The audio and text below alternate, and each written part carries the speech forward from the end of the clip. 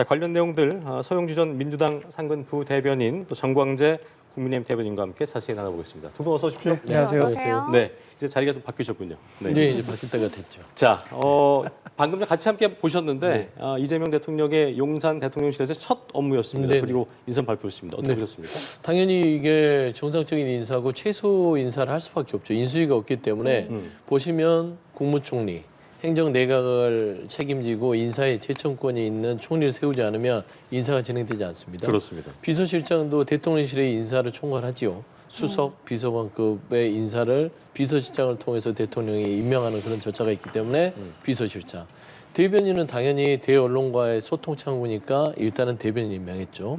그다음에 제일 중요한 건 안보 아니겠습니까? 그렇습니다. 안보실장, 국정원장 있어야 됩니다. 그다음에 경호처장. 대통령의 신분보호를 위해서 경호처장이 있어야 되죠. 지금 오늘 인선에 대한 맥락은 인물평가를 빼고라도 일단은 최소 기준, 뼈대는 세워놓고 나서 정부가 돌아갈 수 있는. 예, 정부가 돌아갈 수 있는 최소의 어떤 인선이라고 보면 되고요. 이 인선 이후로 이제 차근차근 총리가 된 김민석 의원이라고 해야 되나요? 내정자가 네. 일단은 지명자죠. 예. 지명자죠. 지명자가 이제 국무위원이라든지 여러 가지 인사에 대한 여러 가지 고민을 할 것이고요. 강원식 비서실장 지명자도 마찬가지로 그런 역할을 할 것 같습니다. 예. 경호처도 지금 현재 굉장히 지난 내란 사태를 겪으면서 경호처 내부가 혼란스러운 상황이기 때문에 처장을 임명함으로써 경호의 체계를 잡아서 대통령의 신변이 가장 무엇보다 중요하기 때문에 그렇습니다. 그 부분을 바로 세우는 것이고 당연히 국가안보실장, 북한 대외 이런 안보 중요하지 않습니까? 그다음에 미국과의 여러 가지 안보 협력도 해야 되는 것이고요. 예. 그다음에 국정원은 당연히 그 국가안보실과 대통령과의 정보 대외 기능을 담당하기 때문에 이 축인데 면면을 보면은 대통령이 조금 더 소통을 원활하게 할 수 있는 인선을 했다. 예. 이게 인수위가 없는 비상 시국에서의 어떤 정부이기 때문에 어쩔 수 없는 선택이었기 때문에 이 인선에 대해서는 비판의 여지는 있을 수 없다고 생각합니다. 일단 예. 인물 평가는 차치하고서라도 이제 정부가 돌아가야 되기 때문에 최소한의 뼈대를 이룰 수 있는 인선이라고 얘기해 주셨는데 어떻게 보셨습니까? 인선에 대해서 비판할 생각은 없습니다. 어느 정도 예상된 인물이 예상된 자리에 기용됐다 이렇게 평가를 할 수밖에 없을 것 같습니다. 예.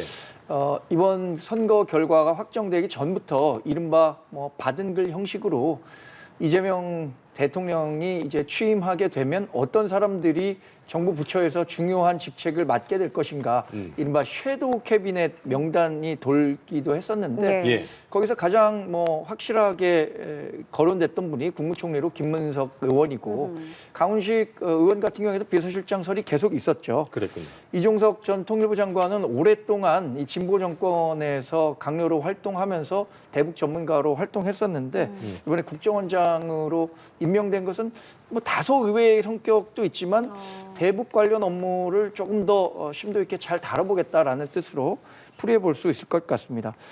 위성락 안보실장도 비례대표로 이번에 국회에 입성했었는데 예. 과거부터 또 문재인 정부 시절에도 이른바 진보 정당의 집권 시기에 대외 정책과 관련해서 다양한 조언을 했던 외부 자문 그룹이었던 만큼 일정 정도는 예상해 볼 수 있는 인선이었다라고 평가하겠습니다.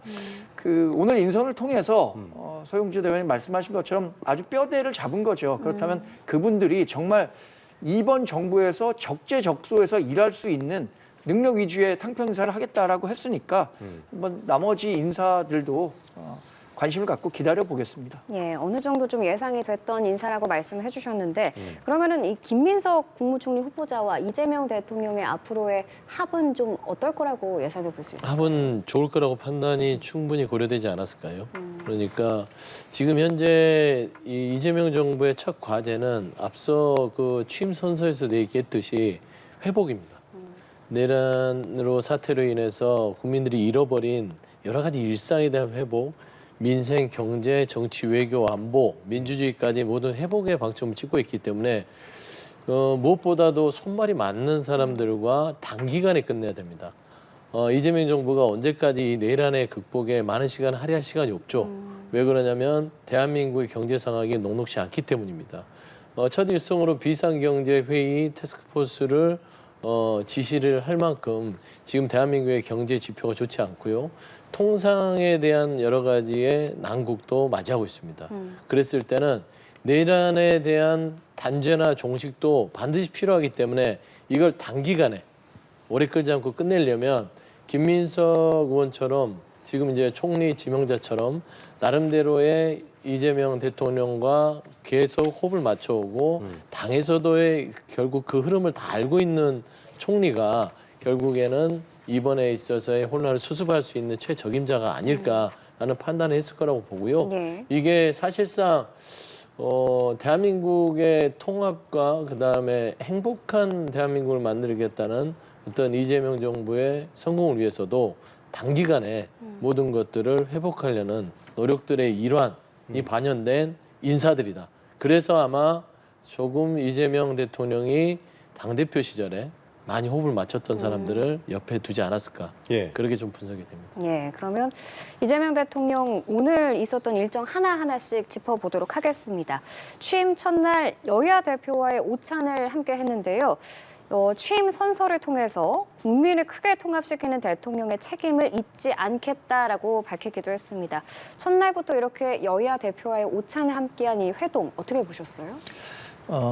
이재명 대통령이 후보 시절에 본인은 통합을 하는 대통령이 되겠다라고 약속했습니다. 예. 약속은 말로만 한 것이 아니라 행동으로 옮겼을 때 진짜 실천이고 약속의 의미를 갖는다고 생각합니다. 예. 저는 오늘 간략하게 진행된 취임 선서식 이후에 국회를 존중한다는 차원에서 의장과 또 여야 대표를 함께 만난 것은 의미 있는 행보였다고 봅니다. 예. 과거 윤석열 전 대통령이 취임 이후에 야당 대표가 된 이재명 당시 야당 대표가 범죄 혐의자라는 이유로 오랫동안 대화를 하지 않았습니다. 예. 야당과의 대화가 실종되면서 이른바 협치가 이루어지지 않았고 그 갈등과 반목이 계속되면서 결국에는 12월 3일에 있었던 불법 부당한 계엄으로 이어졌다는 측면에서 본다면 이재명 대통령이 취임 후에 바로 야당 대표를 만나서 협력을 부탁한 것은 뭐 본인의 약속을 지키는 차원에서도 의미가 있다고 보고요.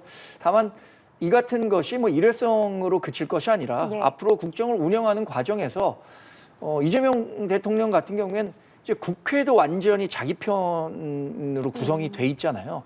그래서 이 야당을 단순한 소수 야당으로 취급할 것이 아니라 정말 대화의 파트너, 국정 운영의 파트너로 인식하고 자주 종종 만나서 국정을 함께 논의해 갔으면 하는 바람을 갖고 있습니다. 예, 이재명 대통령이 선거운동 기간에도 가장 강조를 했던 게 통합이었거든요. 네. 그 의미에서 이제 여야 대표와 이렇게 오찬을 함께한 거 그 첫걸음이라고 할 수 있겠죠. 그렇죠. 이제 국민들한테 나름대로 다른 모습을 보여주겠다라는 것이고 지난 정부에서 정말 국민들이 지긋지긋했을 거예요. 말로는 통합, 자유민주주의, 헌법, 법치, 질서 했는데 그 말한 사람들이 모든 걸 깼잖아요.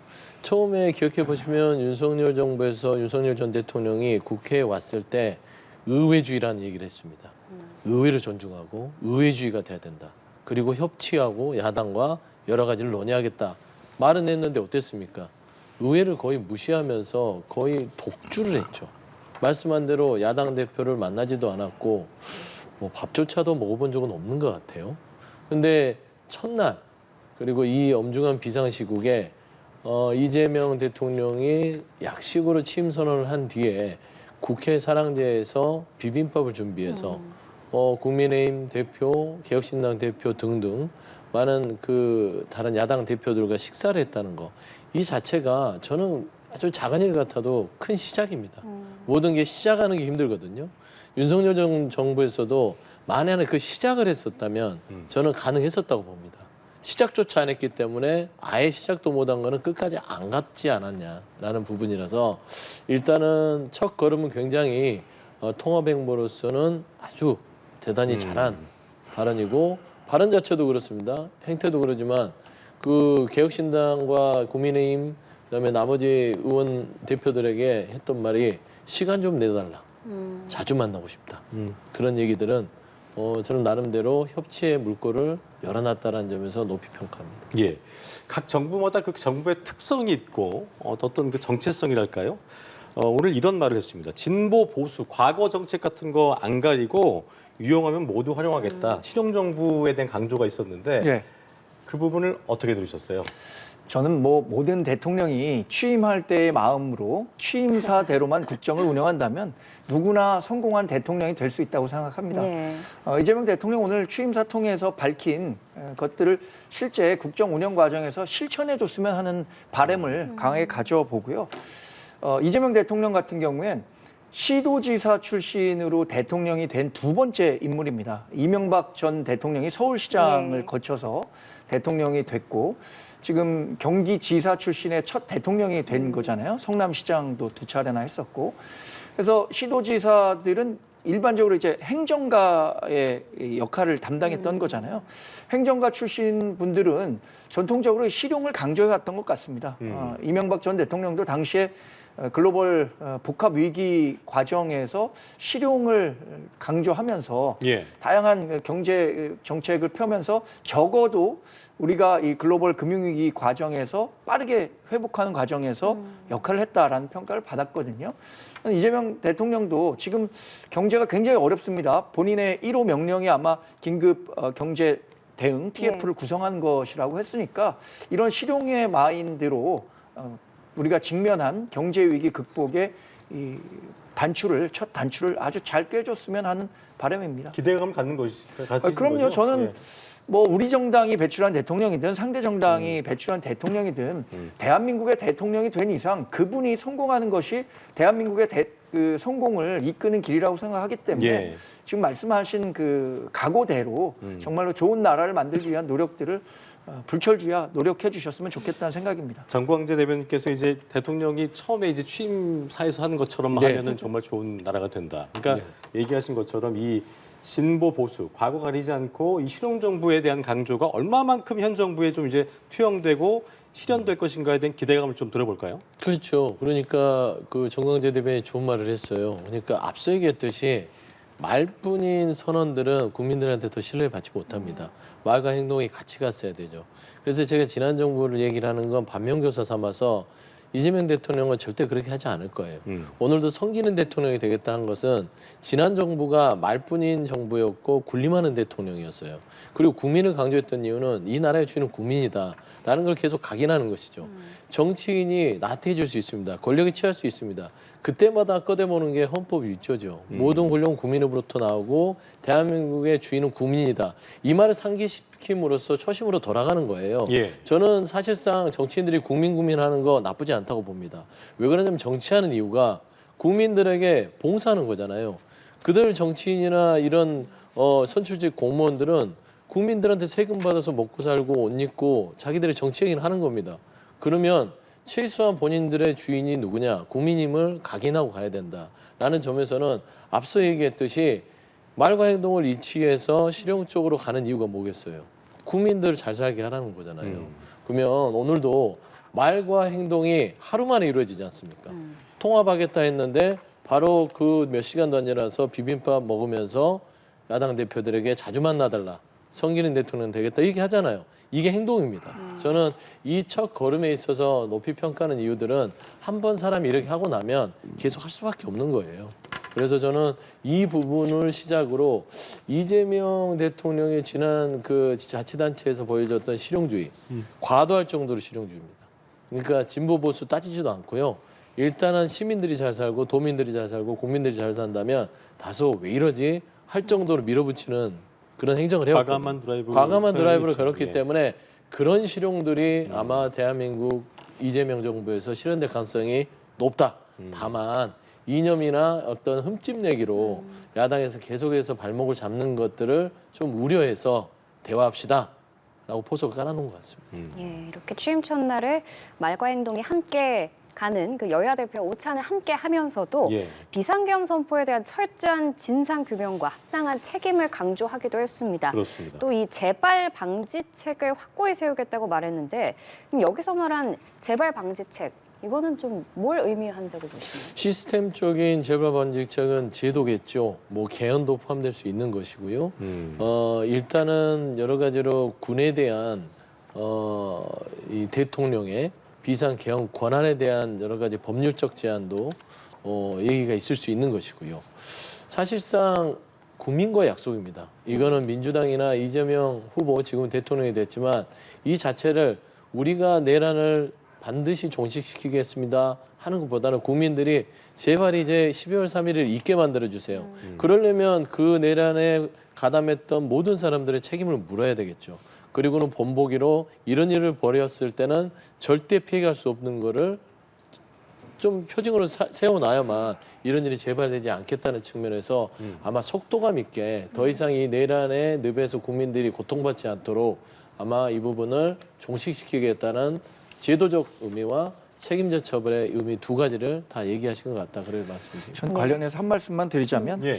계엄 발동과 관련한 그 조건을 굉장히 강화한다는 말씀을 하신 것 같아요. 또 민간인 출신의 국방부 장관 임명해갖고 이런 그 비상 계엄이 이렇게 언제든지 일어나는 것들에 대한 제도적으로 막을 수 있는 방법들을 마련하겠다라고 하셨는데 뭐 존중합니다.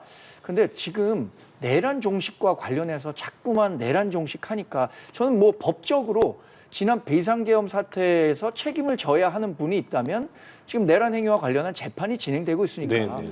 사법적인 그 징계 과정은 반드시 필요하다고 생각하지만 이제 대통령이 되셨으니까 상대 정당에 대해서 내란 동조 정당이다. 뭐 이런 식의 프레임을 자꾸만 씌우려고 하면 대화의 상대로 인정하지 않고 반목의 대상으로 인식될 수 있기 때문에 이런 표현들은 이제 조금 삼가 주셨으면 하는 바람은 갖고 있습니다. 근데 국민의힘이 내란을 동조한 건 아니잖아요. 그러니까 뭐 그러니까요. 내란 동조 세력이라는 동조 말씀을 세력들이 하시니까 일부 있을 수 있기 때문에 그게 국회의원이라 할지라도 그게 책임을 물어야 한다면 묻겠다는 겁니다. 그러니까 국회의원이고 정치인이라고 내란에 동조하고 옹호하고 협조했었다면 그도 대상이 돼야 되지. 이게 무슨 정치보복이라는 어떤 미명 안에 숨을 수는 없다는 겁니다. 그래서 지금 보면 내란 특검을 통해서 지금 현재 내란 우두머리로 윤석열 전 대통령이 재판을 받고 있고 관련자들 10명이 지금 구속 수감돼서 재판 중이잖아요. 이건 일부분이에요. 예. 나머지 가담했던 사람들도 철저하게 책임을 물어야만 되는 것이고요. 제가 단적인 예로 그 12월 3일 밤에 일부 국민의힘 의원들께서 윤석열 전 대통령과 많은 통화를 한 게 통화 기록이 나왔잖아요. 그러면 이걸 그냥 넘어갑니까? 내란의 어떤 사태가 이게 그냥 허투루 됩니까? 대한민국 6개월 동안 무정부 상태를 이루었던 그런 아주 불법적인 행위입니다. 그럼 책임을 물어야죠. 이 말을 드리고 싶어요. 청산되지 않은 역사는요. 반복될 수밖에 없는 겁니다. 자, 재발 방지책에 대한 내용이 어떻게 나올지 저희가 또 관심을 갖고 지켜보도록 하겠습니다. 자, 이번에는 그 외교안보 정책 방향 화제를 좀 옮겨보겠는데 북핵과 군사 도발에 대비를 하되 북한과의 대화와 협력을 강조했습니다. 이재명 정부의 외교안보 정책 어떤 방향을 할 거라고 좀 전망하십니까? 일단은 뭐 여러 번 말씀드렸던 것 같아요. 이재명 대통령 후보 시절에. 그러니까 국위 위주. 그러니까 이 윤석열 정부는 너무 선명해야 되는 한쪽으로 치우쳤죠. 그러니까 한국, 미국, 일본에 대한 동맹, 그다음에 북한, 중국, 러시아는 반대, 뭐 적대 예. 이런 식으로 나눠서 전략적 모호성이라는 외교적인 어떤 이 수법을 다 포기해 버렸어요.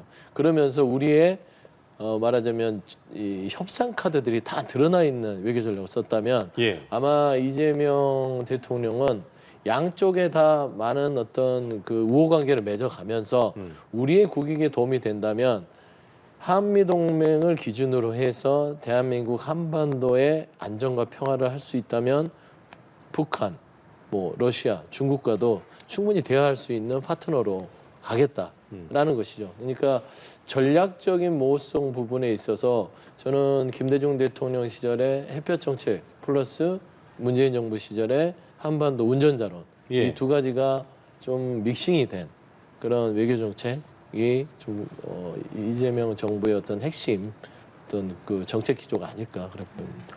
어떻게 좀 들으셨어요?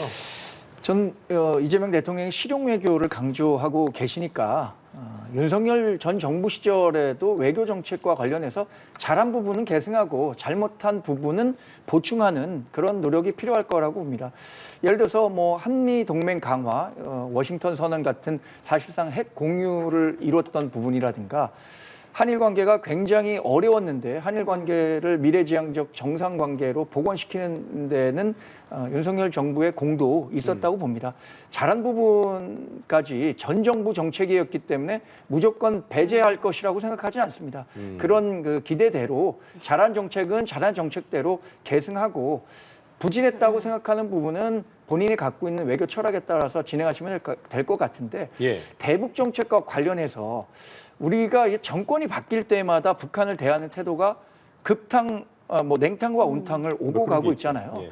이런 부분 때문에 오히려 북한과의 협상력을 충분히 발휘하기가 어렵다는 지적을 받곤 합니다.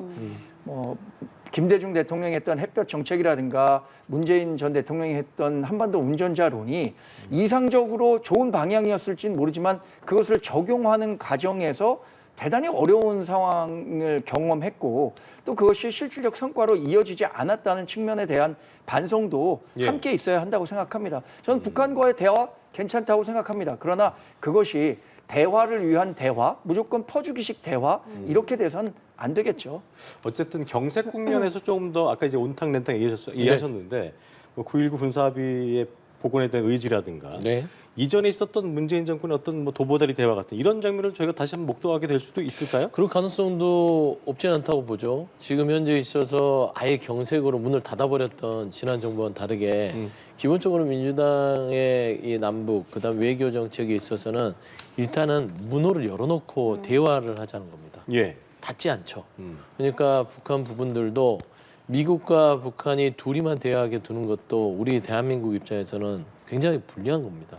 한반도 문제는 우리가 풀어야 되는 거예요. 그래서 우리가 주도권을 잡고 말하자면 한반도의 이 평화 부분들을 이끌어가야 미국과의 우리의 외교의 전략도 우리가 지고 갈 수 있는 건데 네. 우리가 그냥 미국에만 위탁을 해서 북한 문제 풀어주세요 하는 이런 단순한 논리로는 안 된다는 거죠. 그러니까 북한은 미국과도 있지만 중국도 있고 러시아도 있고 그런 것들을 상호간에 대한민국의 우리 국익에서 우리 국민들이 평화의 정착으로 안심할 수 있는 외교 정책이 뭘까라고 들여다보는 거 그게 더 영리한 방법이죠. 그랬을 때는 말씀한 대로 도보다리 2가 나올 수 있는 것이고 최근에 짐 로저스 때문에 뭐 논란이 네. 선거 막바지에 있었지만 짐 로저스 그랬잖아요. 그 세계적인 3대 투자자가 통일한국이라면 세계적인 투자처가 될 수 있다. 결국에는 평화가 경제라는 것들은 그 국제사회에 다 인정하는 거잖아요. 저는 그런 방향에서 실리를 추구하는 어떤 여러 가지 외교 정책이 뭐 추진될 가능성이 매우 높다고 봅니다. 모든 걸 다 들어줄 게는 아니지만 일단 들어는 볼게 하면서 주도성을 갖는다. 이런 부분에 대해서 어떻게 평가하세요? 글쎄 북한이 이재명 대통령 정부, 뭐 국민 주권 정부라고 하든가요. 과연 어느 정도의 그 열린 마음으로 대화에 나설지 저는 그게 관심거리입니다. 지금 김정은 북한 국방위원장이 하고 있는 외교 정책 이렇다 할 방향성은 분명한 것 같습니다. 그동안 뭐 윤석열 정부와는 굉장히 대치 국면이 있었었고요. 예. 미국과의 관계도 트럼프 대통령이 재집권한 이후에 탑다운 방식으로 모든 문제를 해결하려고 하고 있지만 실제 이 북한 문제라는 게 굉장히 어려운 문제잖아요. 한반도 비핵화라는 것이 우리만의 힘으로 할 수 있는 일도 아니고 이게 국제적인 이슈이기 때문에 여기에는 다양한 이해관계자들이 있어서 예.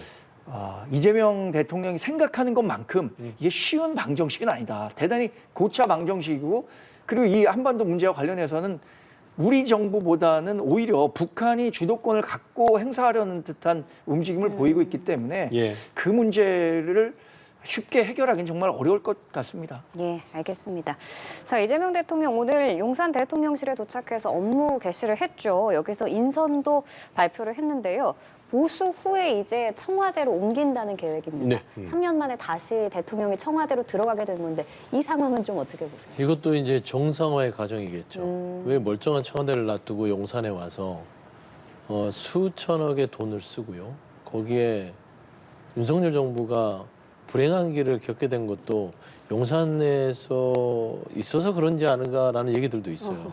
매번 보는 게 다 군이고 군인들만 보고 군에 둘러싸여 있으니 대한민국 사회가 군이 통치하는 사회가 돼도 되겠다 그런 생각을 한 게 아닌가?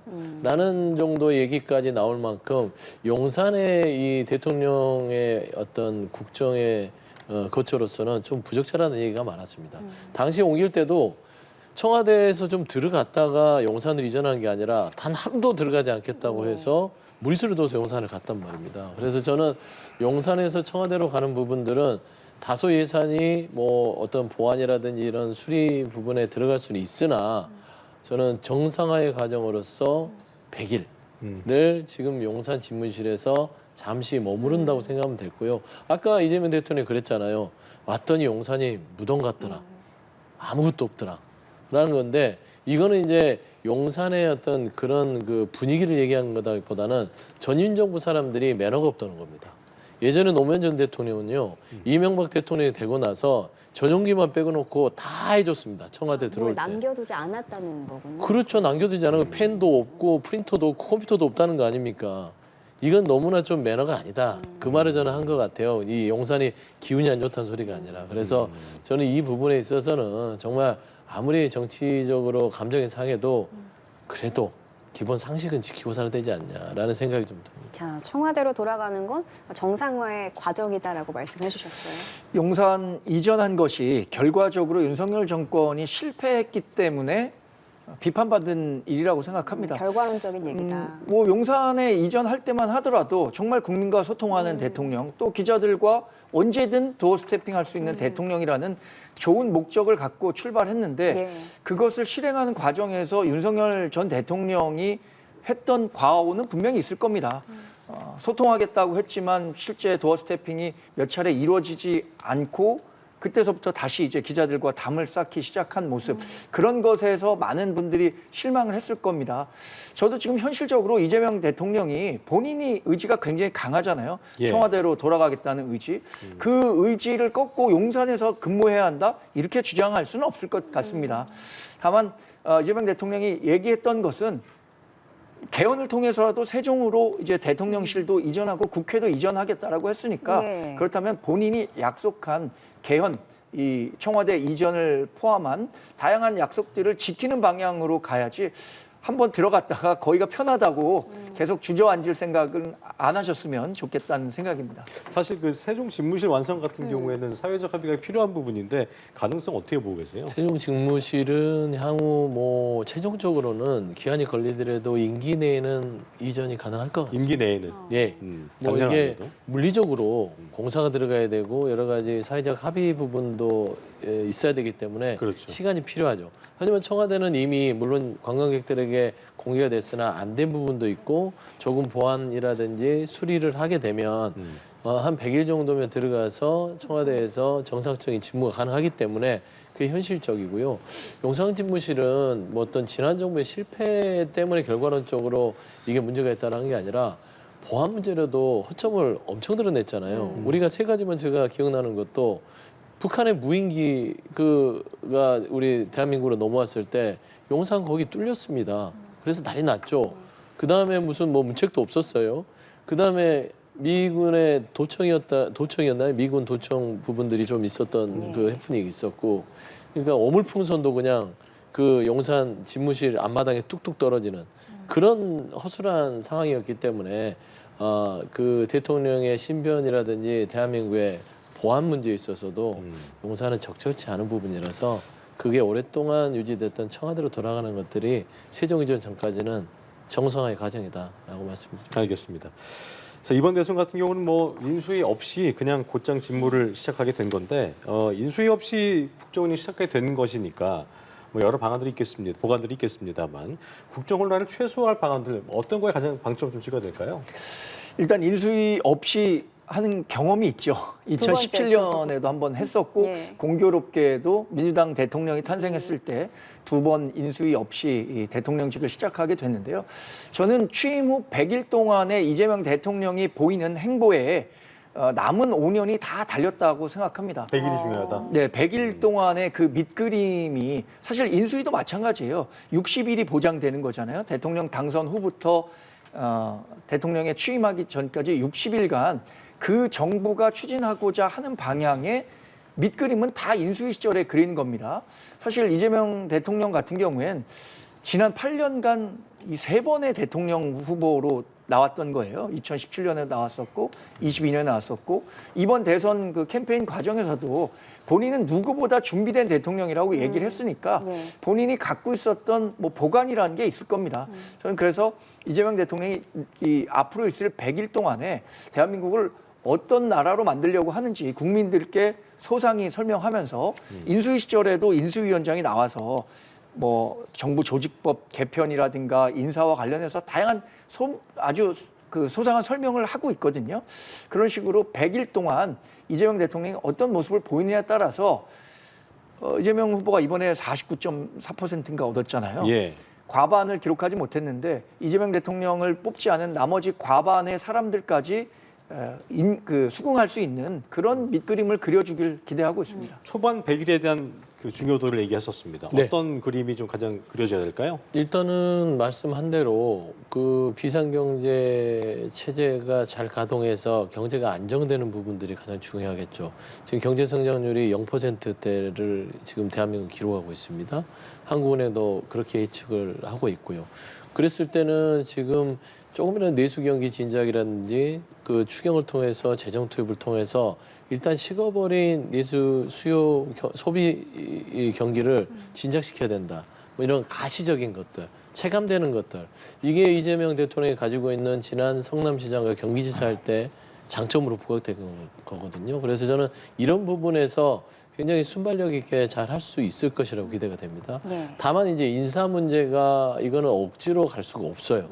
예를 들어서 국무위원을 구성하는 거는 인사청문회의 절차와 과정이 있는 것이고 국회에서 여러 가지 논박 속에서 또 진통을 겪을 수밖에 없는 상황이기 때문에 지난 문재인 정부에서도 인수협 시작됐을 때 인사가 최종 마무리되는데 한 180일에서 190일이 걸렸습니다. 맞습니다. 한 6개월이 걸렸죠. 그랬을 때는 인사 부분에 대한 국정 시스템 안정은 조금 시간이 걸리더라도 어떤 조목조목 약한 고리들에 채워넣어야 되는 그 순발력과 정책 결정력은 이재명 대통령이 그가 가지고 있는 장점으로서 굉장히 득점 포인트를 많이 가져올 수 있다. 그 다음에 정치, 그러니까 여야의 협치 부분들은 이거는 말할 필요도 없이 자주 만나서 대화하는 모습만 보여주고요. 이런 안에서 서로 양보하고 협치하는 모습 속에서 한두 개의 성과만 나오더라도 이거는 국민들한테 왜냐하면 이게 지난 정부가 워낙 못해놔서 조금만 잘해도요. 성과로 비칠 수 있다. 저는 그렇게 평가합니다. 알겠습니다. 네, 알겠습니다.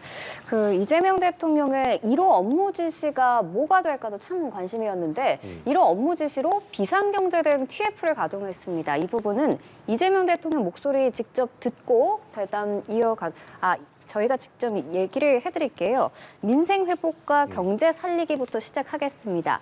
불안과 일전을 치르는 각오로 비상경제 대응 TF를 가동하겠습니다.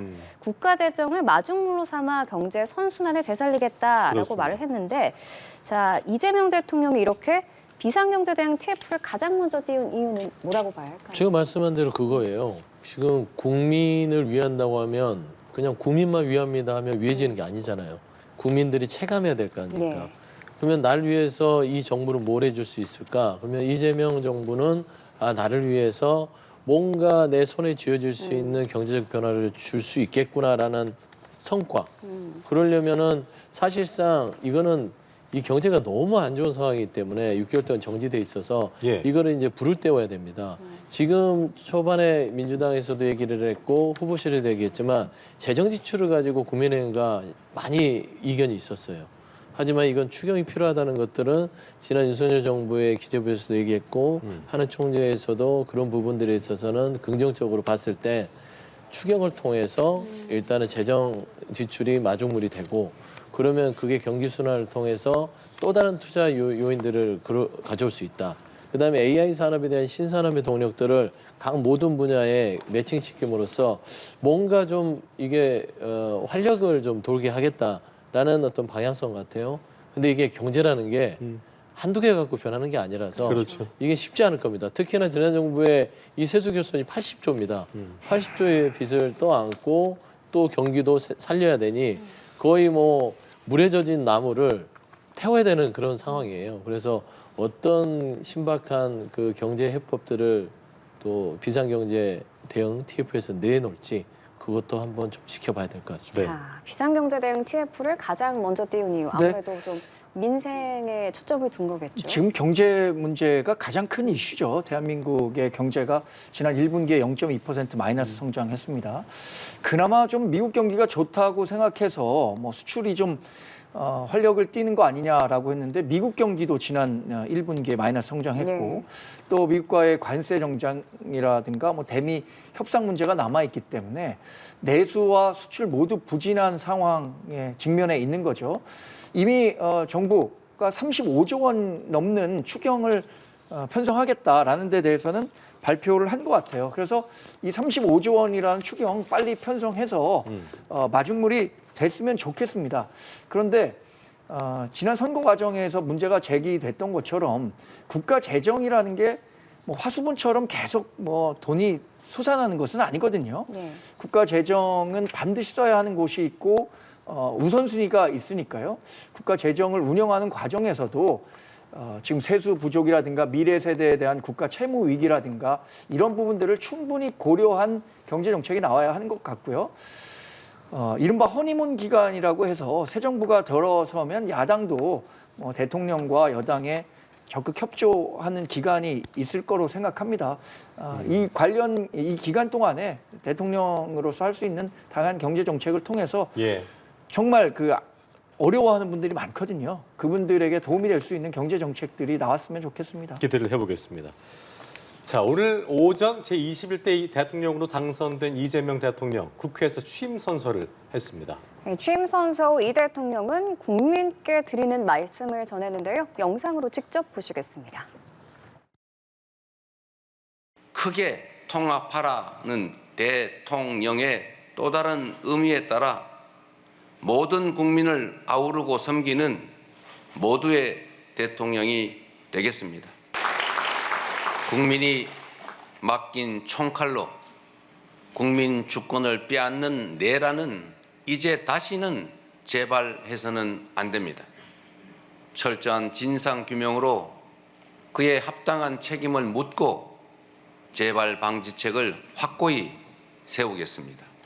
북핵과 북한의 군사 도발에 대응하되 북한과의 소통 창구를 열고 대화 협력을 통해 한반도 평화를 구축해 나가겠습니다. 불법 계엄으로 실추된 군의 명예와 군에 대한 신뢰를 회복하고 다시는 군이 정치에 동원되는 그 불행을 겪지 않게 하겠습니다. 낡은 이념은 이제 역사의 박물관으로 보냅시다. 박정희 정책도 김대중 정책도 필요하고 유용하면 구별 없이 쓸 것입니다. 민생 회복과 경제 살리기부터 시작하겠습니다. 불황과 일전을 치른다는 각오로 비상경제 대응 TF를 곧바로 지금 즉시 가동하겠습니다. 국가 재정을 마중물로 삼아 경제의 선순환을 되살리겠습니다.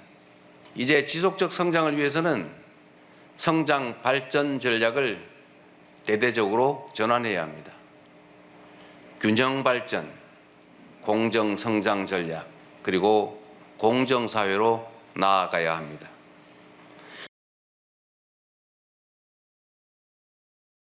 네, 대담 계속 이어가겠습니다. 지금 앞서서 오늘 21대 대통령으로 취임한 이후의 이야기를 들어봤는데 통합정부, 실용정부가 될 것이다 라는 메시지를 내놓았습니다. 메시지 어떻게 들으셨는지 먼저 듣겠습니다. 일단은 뭐 지난 그 이념과 어떤 반목 속에서 있었던 갈등을 좀 봉합하자. 뭐 치유 회복 이런 것들을 방점으로 해서 메시지가 나온 것 같습니다. 결국에는 우리가 지난 시간의 아픔을 딛고 회복하려면 이런 부분이 필요하다. 특히나 뭐 이제 북한 문제부터 한반도의 평화 문제, 그다음에 군의 어떤 실추된 신뢰를 어떻게 회복할 것인지, 그다음에 공정 사회를 통해서 경제와 민생을 살리는 데 있어서 구체적으로 국가 재정을 투입해서 어떤 경제 선순환을 이룰 수 있는 마중물 역할을 지금은 해야 될 때다. 라는 구체적인 얘기들을 했어요. 아마 이재명 대통령의 스타일인 것 같아요. 그러니까 유연한 실용주의. 박정희 정책도 좋다면 받아들이고 김대중의 정책이 좋다도 받아들이고 중요한 건 오직 국민이 잘 된다면 이념과 어떤 이 가치를 다 뛰어넘어서 잘 먹고 잘 사는 목사님과 잘사님에 대한 어떤 기저들을 조금 더 알아듣기 쉽게 설명한 것 같다. 그렇게 평가하고 싶습니다. 예, 실용적인 측면이 좀 더 많이 드러난 네네. 내용이다라고 설명을 해주고. 네, 앞서 말씀드렸지만 구호보다 중요한 건 실천이죠. 통합과 실용이라는 아주 좋은 화두를 말씀하셨습니다. 대통령이 된 이상 이제 본인의 지지자들만을 위한 정치를 하는 것이 아니라 본인을 지지하지 않았던 나머지 과반의 국민들까지 수긍할 수 있는 정책들로 국정을 운영해야 성공한 대통령이 될 수 있다고 생각합니다. 오늘 말씀하신 실용과 또 통합 이것을 이제 언젠간 평가받을 기간이 있을 거 아닙니까? 저는 뭐 100일이면 충분할 것 같습니다. 이 100일이라는 기간 동안에 이재명 대통령이 인사나 메시지나 또 행보로서 통합과 실용과 관련한 행보를 하는지 그렇지 않은지가 나머지 과반의 신뢰를 얻는데 그럴 수 있느냐 없느냐 달려 있다고 보고요. 오늘 하신 말씀대로만 정치를 한다면 성공한 대통령으로 남을 수 있을 겁니다. 네. 이제 실천이 중요하다라고 얘기를 하면서 인선도 하고 또 국회에서 또 여러 가지 법안도 처리하고 이런 얘기가 있는데 법안 얘기는 안 할 수 없을 것 같아요. 그 대법관의 증언과 관련해서 오늘 처리한다고요? 내일이지요. 아마 내일이 본회의 잡혀 있는데 그 대부분 증언과 그다음에 공직선거법, 형사소송법이 아직 안건으로 논의 중인 걸로 알고 있습니다. 네. 최종적으로 그 안건을 내일 본회의에 올릴지에 대한 최종 결정은 안 됐다라고 보시는 게 맞을 것 같고요. 다만 이 내란 특검, 김건희 특검, 최상병 특검 이렇게 지난 정부에서 권력으로 비호하면서 국민들의 의혹이 높았던 특검에 대해서는 새로운 정부가 들어서면서 이거는 처리하자라고 이거는 명백하게 얘기가 된 것 같고요. 사실상 이 지난 캐캐묵은 이런 그 범죄 혐의나 의혹들은 털고 가는 것들이 정말 민생 경제를 집중할 수 있는 지름길이 아닌가 싶습니다. 언제까지 이런 부분에 있어서 이거를 비호하고 방어해서 이 문제로 다투는 정치권 때문에 정작 국민들의 먹고 사는 민생은 못 챙겨왔잖아요. 그래서 저는 내일은 최소한 뭐 대법관들의 증언이라든지 형사소송법 부분들은 또 여야 간에 논의할 부분이 있으면 잠시 내려놓는다 하더라도 최소한 특검법에 대해서는 내일 통과시켜서 대통령이 된 이재명 대통령께서 이 부분은 특검을 즉시로 실행이 될 수 있도록 해야 되지 않을까 그런 말씀드립니다. 예. 국민의힘 입장에서는 특검법을 그동안 계속 반대해 왔는데 이렇게 된다면 또 어떻게 해야 되나? 뭐 지금도 내란 특검법과 관련해서는 아마 당내에서 반발이 많을 겁니다. 그러나 특검법을 지금 민주당에서 통과시킨다면 의석수만 놓고 본다면 우리가 막을 수 있는 방법은 없는 거죠. 또 더군다나 과거에는 우리가 대통령을 배출했었기 때문에 거부권을 통해서 다시 재의결을 요청할 수 있었지만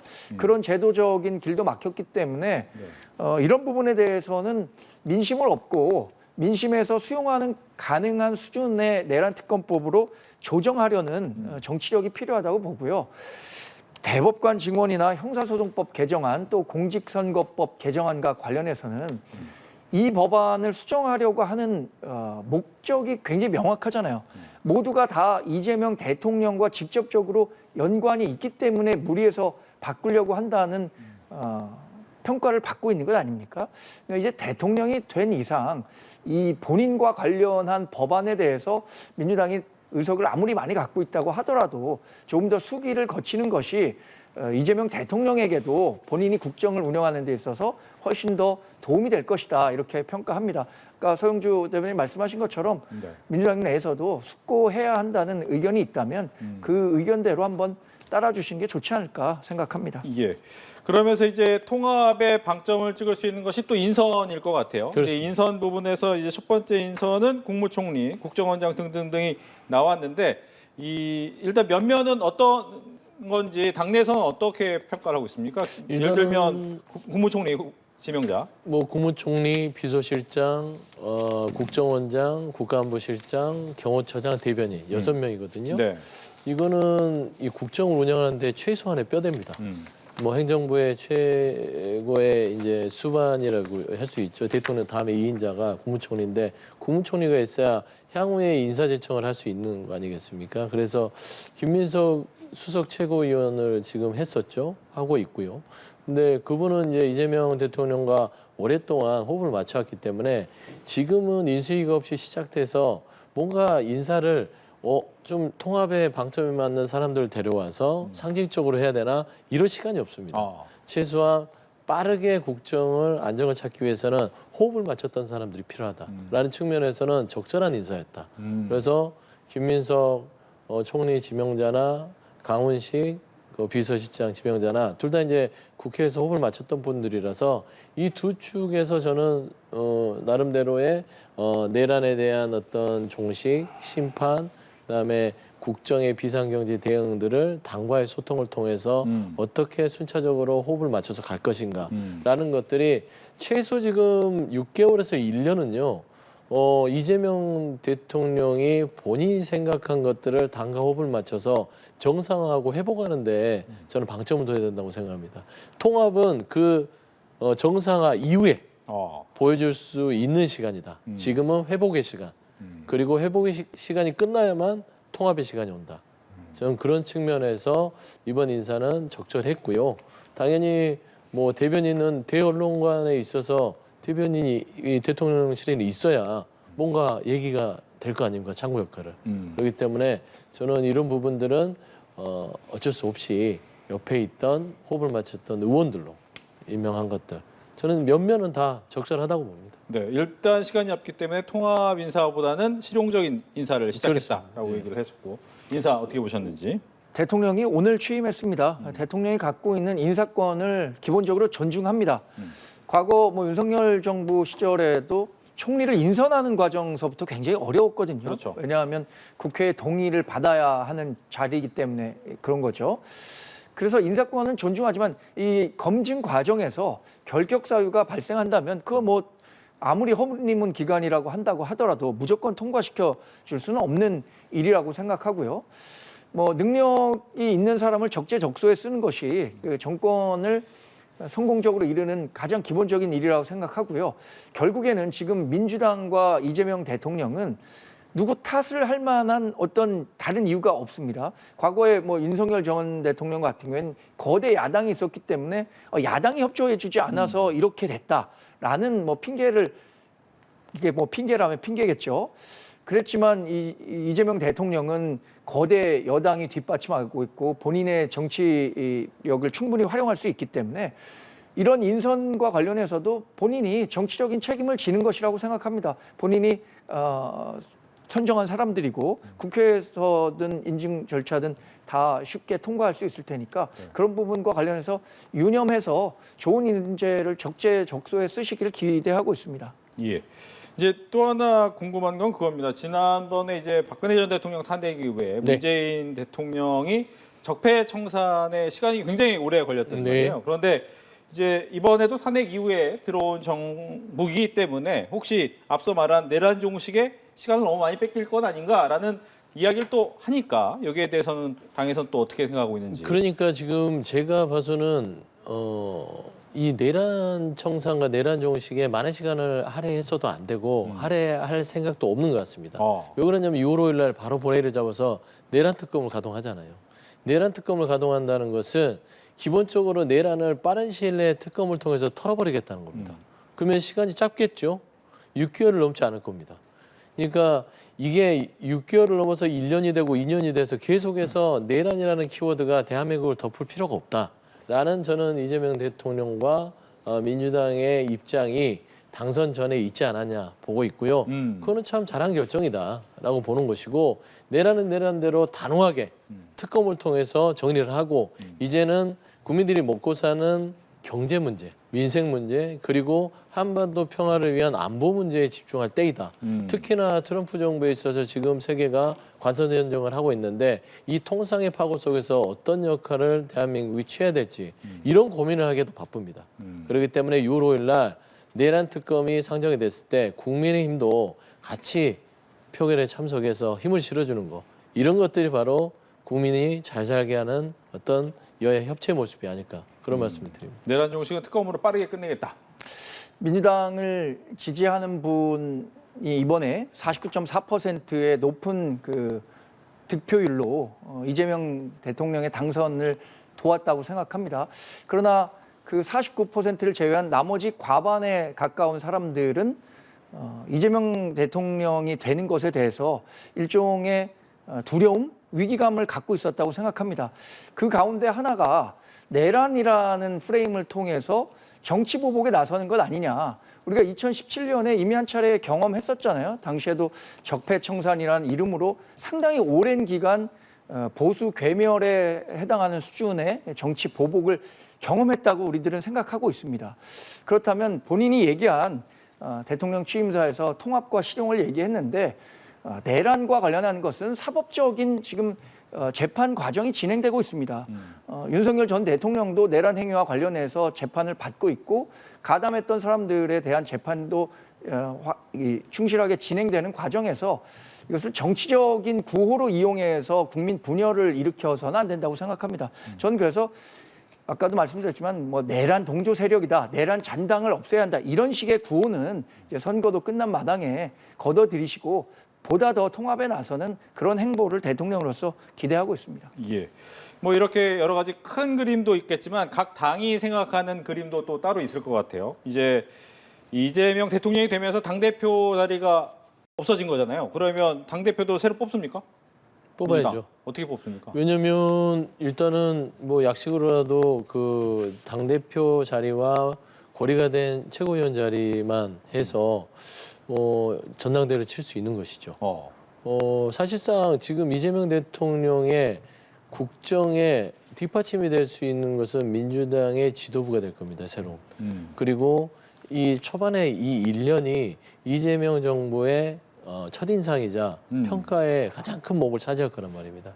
그러려면은 민주당의 이재명 대통령, 그러니까 전 대표 이후에 민주당의 대표가 누가 될 것인가라는 것들은 매우 중요한 문제라서 저는 아마 이게 인선연동도 이루어지고 당에서 박찬대 원내대표가 6월 14일부로 공지가 돼서 이제 새로운 원내대표가 뽑힌단 말이에요. 그러고 나면 아마 이제 전당대회와 새로운 지도부 구성이 될 가능성이 높습니다. 그래서 저는 당연히 민주당은 그 순차적으로 가는 건데 걱정은 국민의힘이죠. 민주당은 그냥 정해진 당헌 당규에 따라서 가는데 네. 대선에 지고 나서도 지금 뭐 권선동 원내대표가 거치가 어떻게 되는지도 모르겠고 전당대회를 하는지도 모르겠고 또 비대로 가는지도 모르겠고 네. 정말 이 대한민국을 바르게 가려면 국민의힘이 잘 돼야 되는데 국민의힘이 공당의 기능을 지금 가지고 있는지도 의심스러워서 협치의 대상까지 수준을 끌어올렸으면 좋겠다라는 개인적인 생각을 갖고 있습니다. 예, 국민의힘을 걱정해 주셨는데 네, 국민의힘은 뭐 걱정해 주셔서 감사합니다. 우리도 이재명 정권을 잘 견제할 수 있는, 그래서 견제와 균형의 역할을 할 수 있는 건전한 경쟁력 있는 야당으로 탈바꿈하기 위해서 많은 쇄신과 개혁에 나설 겁니다. 지금으로서는 뭐 아직 확실히 정해진 로드맵은 없습니다. 그러나 일반적인 정치 시나리오를 놓고 본다면 대선에 패했을 경우에 해당 지도부가 사퇴하고 다시 전당대회를 열어서 새로운, 그러니까 민주적 정당성을 가진 대표를 뽑는 게 개혁의 시발점이라고 생각하는 분들이 많은 것 같습니다. 아무래도 비상대책위원회나 혁신위원회나 이런 것은 당원들의 당심을 바탕으로 뽑히는 분들이 아니기 때문에 네. 권력을 행사하는 과정에 있어서도 굉장히 제한적일 수밖에 없잖아요. 그런 측면에서 본다면 이번 패배를 계기로 우리 국민의힘과 중도 보수 정치의 개편을 위해서 어떤 그 지도 체제를 가져가는 게 중요한 것인가 근본적인 논의가 있을 것으로 보고요. 저는 민주당과 관련해서는 가뜩이나 이 이재명 대표 체제 시절에 만들어놓은 일극 체제가 대통령이 된 이후에도 여전히 이 당에도 영향력이 상당할 거라고 보거든요. 그런 그 수직적인 당정 관계 때문에 윤석열 정부도 상당히 고전을 했던 게 사실입니다. 저는 민주당도 이재명 대통령이 하는 방향이 틀린 방향이라면 틀리다고 얘기할 수 있는 그런 건전한 수평적 당정 관계를 가져가는 것이 대한민국 민주주의 발전에 훨씬 더 도움이 될 것이다. 이렇게 조언을 드립니다. 예, 이재명 대표의 네. 그립이 워낙 강했기 때문에 네. 결국 당정 관계도 그렇게 가는 거 아니냐. 그렇게 그립을 지고 갈 수는 없겠죠. 다만 호흡을 같이 할 수 있는 지금 당 지도부가 필요하다는 것은 국가가 지금 비상 위기 상태입니다. 그러면은 견제 균형을 빌미로 해서 같은 당인 민주당이 이재명 대통령의 그리고 이재명 정부의 어떤 추진하는 정책에 대해서 이견을 다 할 여유는 없다. 지금은 한시가 급하다. 국정을 회복하고 민생을 또 제대로 돌려놓고 민주질서를 바꾸고 그다음에 내란에 대한 이 부분도 이제는 국민들의 머릿속과 마음속에서 씻겨내려면요. 속도감 있게 가야 된다라는 측면에서는 지금 초창기의 민주당 지도부는 이재명 대통령과 호흡을 맞출 수 있는 지도부가 가야 된다. 물론 그런다 해서 아예 무조건적으로 다 예스맨이 된다는 건 아니겠으나 최소한의 그런 큰 줄기는 가지고 간 지도부가 출범을 해야만 저는 이재명 정부의 성공의 첫 스타트는 끌 수 있다고 봅니다. 예. 또 하나는 이제 그렇다면 앞서서 이제 보수의 재편 얘기를 할 때 홍준표 전 시장을 또 빼놓을 수는 없을 것 같아요. 지금 하와이에 계시지만 아마 주가가 좀 상당히 올라간 것 같기도 하고 또 이준석 후보도 8%대의 이야기 득표가 있었기 때문에 또 다른 하나의 구심점이 두 사람이 되지 않을까에 대한 꼭 궁금증도 있는데 국민의힘에서는 그 두 사람은 어떻게 봅니까? 글쎄 홍준표 전 대구시장이 정계에서 은퇴한다고 했잖아요. 우리 당을 탈당했습니다. 그리고 이번 선거 과정에서 우리 당을 지지했던 많은 분들로부터 많은 원성을 샀던 게 사실입니다. 왜냐?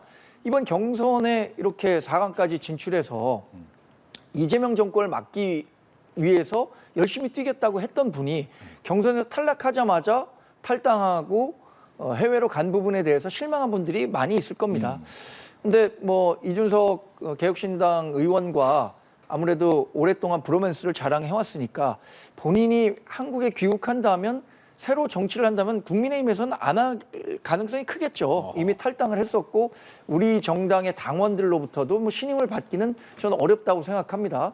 근데 그 두 분이 함께 보수 정치 개편의 한 축으로 활약한다고 했었을 때 과연 어느 정도의 지지를 받을 수 있을까, 그 동력을 확보할 수 있을까는 저는 뭐 그 동력의 정도는 굉장히 제한적일 것이라고 평가합니다. 알겠습니다. 어떻습니까? 새로운 구심점이 될 수 있을까? 구심점이 되고 싶어하는 것 같다. 그러니까 홍준표 전 대구시장이 하와이에서 그냥 좀 푹 쉬시지 계속해서 그 복잡한 정치사를 보면서 코멘트를 다는 걸 보면 예를 들어서 국민의힘이 빨리 뭔가 이 괴멸을 해야 본인의 역할이 생기는 거 아니냐 뭐 그런 생각들을 하고 계시는 것 같아요. 다만 저 정계은퇴 부분은 말을 바꾸셨어요. 정계은퇴가 아니라 국민의힘의 정치에서 은퇴한다라고 했던 기억이 있어서 저는 저번에 김대식 의원이 찾아갔을 때 했던 말이 아직도 내리에 있습니다. 본인은 보수 대통합을 위해서 역할을 하겠다. 그러면 이제 나름대로 이제 대선판이 끝났으니까 돌아와서 보수 대통합의 역할을 하고 싶은 구도를 지금 지켜보는 심정일 것이고 상황일 것이다라고 보고요. 이준석 후보 자체는 지금 친윤 지도부와 손잡을 건 아닌 것 같고 본인이 나름대로 신길전에서 홍준표 전 대구시장과도 새로운 보수의 지형을 만들 가능성도 저는 배제할 수 없다고 봅니다. 알겠습니다. 이렇게 뭐 보수의 새로운 이야기 또 하고 있는데 이준석 후보는 일단 두 자릿수 얘기하다가 한 자릿수로 그쳤는데 과연 이준석 후보의 입지는 어떻게 될 것이냐. 왜냐하면 마지막에 했던 이제 말실수가 있었기 때문에 그 부분을 과연 극복해낼 수 있을까에 대한 또 궁금증도 있는데 먼저 얘기 듣겠습니다. 사실 말실수는 누구나 정치인이라면 할 수 있는 겁니다. 그런데 그 말실수가 나왔을 때 그것을 극복하는 과정에서 어떤 태도를 보였는가 이것에 대해서 많은 유권자들이 더 많은 실망을 했을 거라고 생각합니다. 예를 들어서 뭐 표현이 과한 점에 대해서 여러 가지 조건을 붙이지 않고 사과를 했다거나 이랬다면 오히려 더 도움이 됐을 것 같은데 그러지 못한 측면에서 뭐 많은 분들이 좀 의구심을 가졌었다고 생각하고요. 8%대 득표율은 저는 대선 후보 3지대로 나온 사람으로서는 상당히 의미 있는 성과였다고 생각합니다만 소선거구제를 선택하고 있는 우리나라 정치 체제에서 과연 지방자치단체장 선거 또는 총선에서 그 정도의 지지율로 어떤 정치적인 세를 불려나갈 수 있느냐, 이 부분에 대해서는 대단히 회의적입니다. 그래서 결국에는 중도 보수 진영의 정계 개편이 이루어지는 과정에서 한 축으로 개혁신당이 뭐 국민의힘과 합당하는 쪽으로 정계 개편이 이루어지는 것은 아닌가, 저는 개인적으로는 조심스럽게 그런 시나리오를 좀 예측해 봅니다. 네, 이준석 의원이죠 이제. 이준석 의원이 됐죠, 이제 후보를 뗐으니까요. 네. 이준석 의원 자체는요, 일단 이번에 그 3차 TV 토론에서 발언한 이 부분들은요, 상당히 그냥 일반 정치인이 하는 말실수의 이상을 넘어섰습니다. 왜 그러냐면 그가 갖고 있는 기본적인 정치적인 사상 자체가 어떤 남성과 여성의 어떤 혐오를 기반으로 한 게 아닌가라는 의도를 가질 만큼의 실언이었고, 그 망언과 혐오 발언을 수습하는 과정 속에서 국민과의 공감 능력을 실종시켜 버렸어요. 그래서 저는 정치적으로 굉장히 큰 치명상을 입어서 향후에 지방선거에 뭐 지금 후보자를 내겠다라고 얘기를 하나, 누가 개혁신당에 가서 지방선거에 후보자로 뛰려고 줄을 설지, 저는 그 부분에 대해서 의문점이고요. 두 번째, 현실적으로요, 이번에 8.7%를 받아서 두 자릿수를 기록 못한 것도 못한 거지만 선거 보존을 하나도 못 받습니다. 거의 한 수십억에 달하는 돈을 이제 자부담을 해야 되는 부분인데, 개혁신당이 그렇게 살림이 좋은 정당이 아니에요. 그렇죠. 그렇게 따졌을 때는 과연 그 부분도 다음 당세를 약화시켜서 다음 지방선거나 이준석 의원이 정치하는 데 있어서는 큰 장애물이 될 것으로 보고 있습니다. 알겠습니다.